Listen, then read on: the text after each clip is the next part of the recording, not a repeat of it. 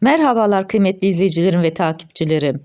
Binnur'un Mutfağı kanalıma ve mutfağıma hoş geldiniz.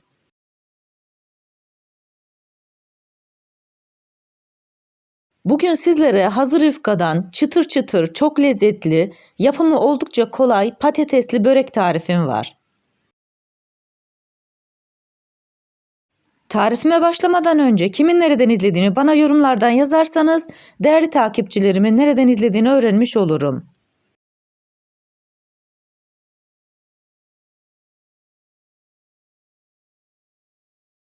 Sizleri daha fazla bekletmeden bu leziz böreğin tarifine geçiyorum. Herkese iyi seyirler.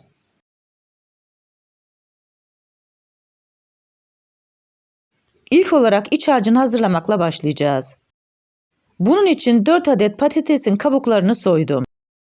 Küp küp olacak şekilde tencerenin içerisine doğruyorum. Böylelikle haşlama işlemini hızlandırmış olacağız.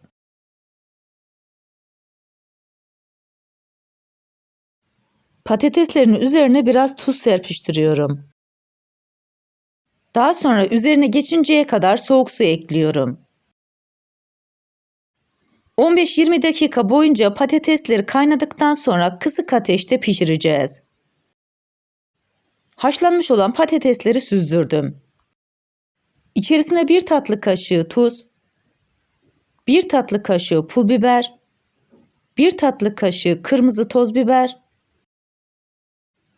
1 çay kaşığı karabiberi ekledikten sonra ezici yardımıyla güzelce püre haline gelinceye kadar eziyorum. Böylelikle baharatlar da birbirine karışmış oluyor. Hazırlamış olduğum iç harcını kenara alıyorum. Böreğin sosunu hazırlıyoruz. Derince kasenin içerisine 2 yemek kaşığı nişasta, 1 yemek kaşığı unu koyuyorum. 1 su bardağı oda sıcaklığında bekletmiş olduğumuz suyu ekliyorum. 1 su bardağından 2 parmak eksik sıvı yağını da koyduktan sonra çırpıcı yardımıyla güzelce karıştırıyorum.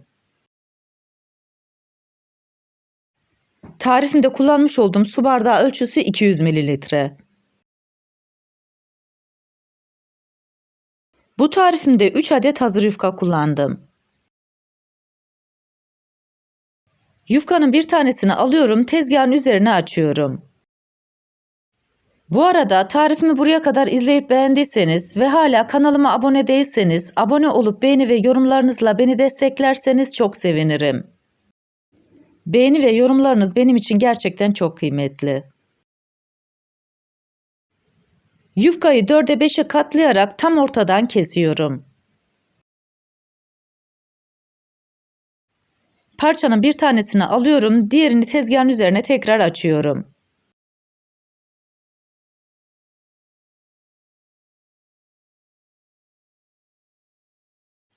Hazırlamış olduğum sostan birkaç kaşık yufkanın üzerine döküyorum.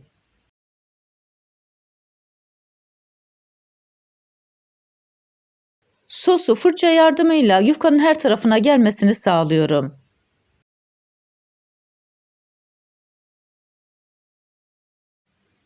İç harcını alıyorum, yufkanın 4 parmak ilerisinden başlayarak kaşık yardımıyla döküyorum.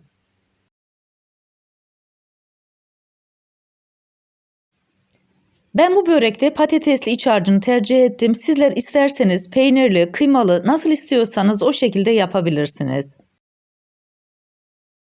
Hiç fark etmez. Hepsi de gerçekten çok güzel ve lezzetli oluyor.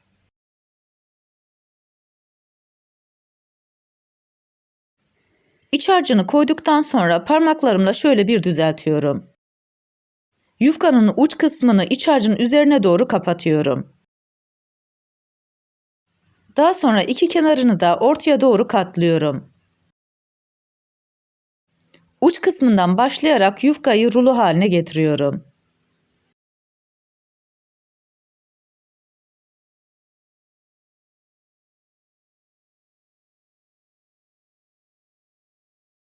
Daha sonra uç kısmından başlayarak tıpkı gül böreği yapar gibi kendi ekseni etrafında döndürüyorum.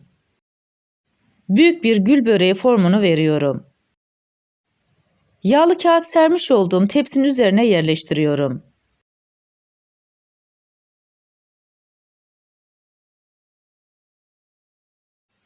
Yufkanın hepsini aynı şekilde yaparak tepsinin üzerine yerleştireceğim. Bu arada tarifimi buraya kadar izleyip beğendiyseniz sosyal medya hesaplarınızdan arkadaşlarınızla paylaşarak bana destek olursanız çok sevinirim.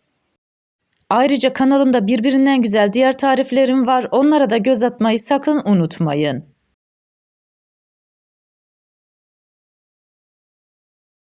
Yapımı çok kolay olan bu börekte kullanmış olduğum bütün malzemeleri videomun altındaki açıklama kısmında ölçüleriyle birlikte paylaşıyor olacağım. İsterseniz oradan da bakıp faydalanabilirsiniz.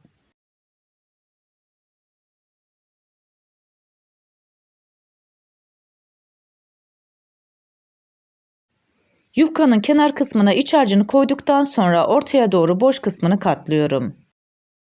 İki kenarını da ortaya doğru katladıktan sonra yufkayı çok sık olmayacak şekilde rulo yapıyorum.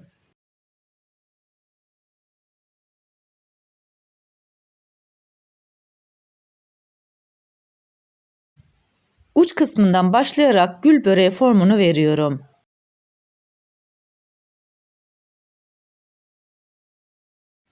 Yufkalarımızın hepsini bu şekilde yaparak tepsinin üzerine koyduk. Üzerlerine fırça yardımıyla sıvı yağ sürüyorum. Bu arada fırınımızı da 180 derece alt üst ayarı açtık. Böreklerimizi sıcak fırına koyacağız.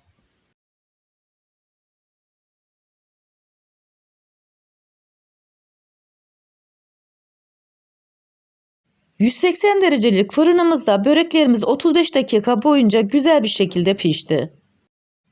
Görmüş olduğunuz gibi çıtır çıtır nar gibi de kızardı. Böreklerin ilk sıcağı geçer geçmez servise hazırlıyoruz. Böreklerinizi isterseniz ikiye bölerek servis edebilirsiniz, isterseniz dörde bölerek servis edebilirsiniz. Bu tamamen sizin göz zevkinize kalmış. Tarifimdeki tüm püf noktaları detaylı bir şekilde sizlere anlatmaya çalıştım. Ancak yine de aklınıza takılan bir kısım olursa bana yorumlardan yazabilirsiniz. Oradan da elimden geldiğince sizlere dönmeye çalışırım. Sizlere bir de bu güzel böreğin iç dokusunu göstermek istiyorum.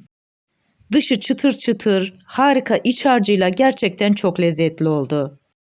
Bu tarifimi yapıp deneyecek olan herkese şimdiden afiyet olsun. Bir tarifimizin daha sonuna geldik. Videomu izlediğiniz için teşekkür ederim. Bana destek olmak için tarifimi beğendiyseniz beğenmeyi, abone değilseniz abone olmayı, yeni tariflerimi izlemek için bildirim zilini açmayı, tariflerimi sevdiklerinizle paylaşmayı unutmayın. Her şeyin gönlünüzce olması dileğiyle hoşça kalın, afiyetle kalın, Allah'a emanet olun.